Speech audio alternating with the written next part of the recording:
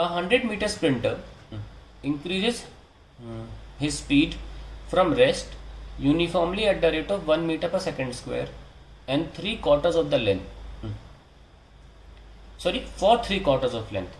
यानी कि पहले 3/4, अब 100 मीटर का 3/4 75 मीटर हुआ। तो 3/4 रेस तक इस स्प्रिंटर ने अपनी एक्सेलरेशन को 1 रखा हुआ है।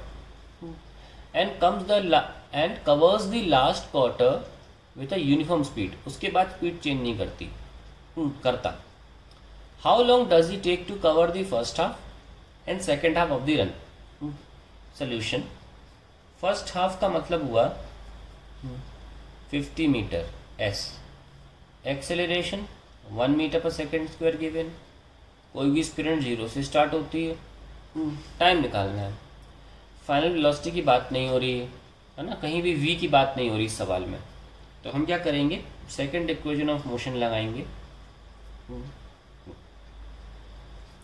तो बीच वाली इक्वेशन बच जाती है, कोई चारा नहीं बचता मेरे पास, हाफ 80 स्क्वायर, तो 50 = 0 plus half into 1 into T square.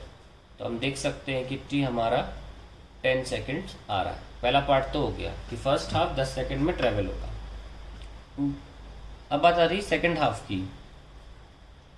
Second half में 25 मीटर तो अभी भी उसी एक्सेलरेशन पर हो रहा है 1 पे, और बचा हुआ एंड का 25 मीटर एट कांस्टेंट स्पीड हो रहा है ना। तो इसमें हमें निकालना होगा, वेरी सिंपल, हम पूरा 75 का निकाल के टाइम 10 सेकंड हटा देंगे तो इस 25 मीटर का आंसर हमें मिल जाएगा, जो कि 50 to 75 मीटर ट्रैवलिंग हुई थी एक्सेलरेशन। हम पूरा 15 उसका क्या 75 मीटर्स का निकाल लेते हैं। 0 प्लस, क्योंकि इनिशियल 0 से स्टार्ट हुआ था, हाफ 80 स्क्वायर तो 150, ये 1 है तो सीधे टी स्क्वायर 150 के बराबर आ जाएगा, और ए तो 1 है ना, तो टी आ जाएगा स्क्वायर रूट ऑफ 150, जिसको हम लिख सकते हैं 25 इंटू 6, हो जाएगा 5√6 सेकेंड्स। अब निकालना चाहते हैं तो 6 का स्क्वायर 2.43 होता है, ठीक है। तो आप निकाल सकते हैं जो भी टाइम आ रहा है, 15 तो 12,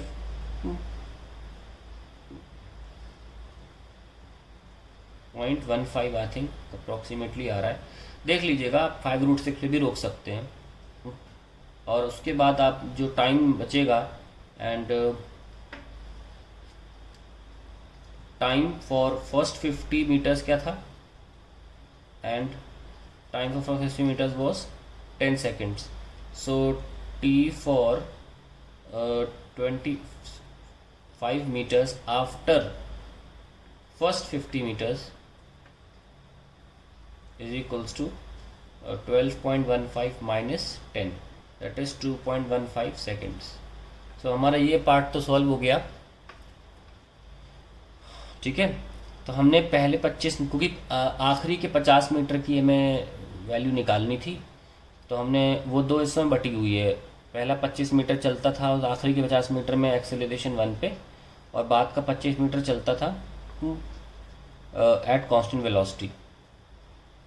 यहाँ पे कांस्टेंट वेलोसिटी चलने की वजह से टाइम जो होगा वो सिंपली डिस्टेंस अपॉन स्पीड से निकाला जाएगा, क्योंकि एक्सेलरेशन जब नहीं होता है तो इस डिस्टेंस स्पीड इनटू टाइम वाला फॉर्मूला ही यूज़ होता है।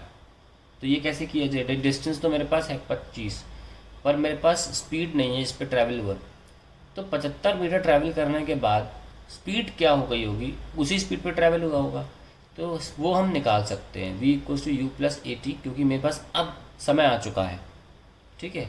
ये टाइम 75 मीटर ट्रैवल करने के बाद का, ये तो 0 था और a 1 था, और टाइम जो है वो कितना है 12.15, इतना टाइम लगा था 75 मीटर ट्रैवल करने में। तो हमारे पास स्पीड आ गई 12.15 मीटर पर सेकेंड। अब हम यहाँ पे रख सकते हैं, तो इट विल बी 25/12.15, जो कि अप्रॉक्सीमेटली 2 आ जाएगा, 2.1 समथिंग आ जाएगा। सो टोटल टाइम कितना आया, 2.1 + 2.15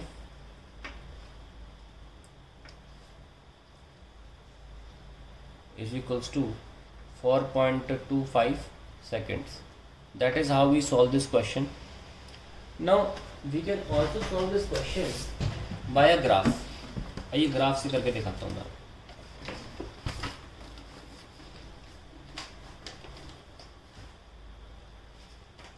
और आप ये डिसाइड करेंगे कि इजी किससे है.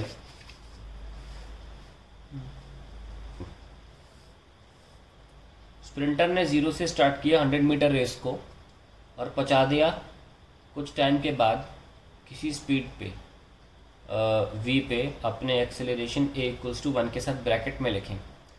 और टाइम का पता नहीं है, इसका पता नहीं, पर हमें एरिया पता है 75, क्योंकि एरिया v t आपका डिस्टेंस होता है.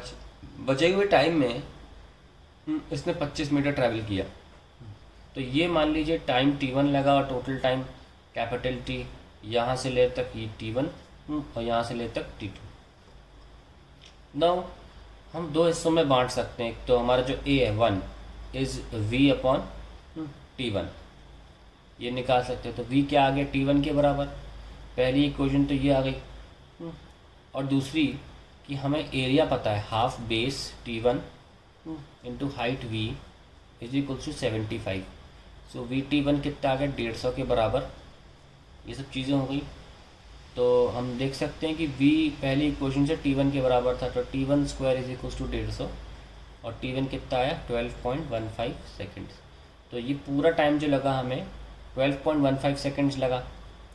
और लगे हाँ तब ये v भी निकल आएगा कि ये स्पीड कितनी थी. v इक्वल्स टू t1 के हिसाब से it is 12.15 metre per second. ठीक है, v भी निकल आया. जैसे ही निकल आया अब हम ये डिस्टेंस जानते हैं तो हम टाइम ये वाला निकाल सकते हैं. एरिया हमको पता है, एरिया क्या है length that is v into breadth that is t2.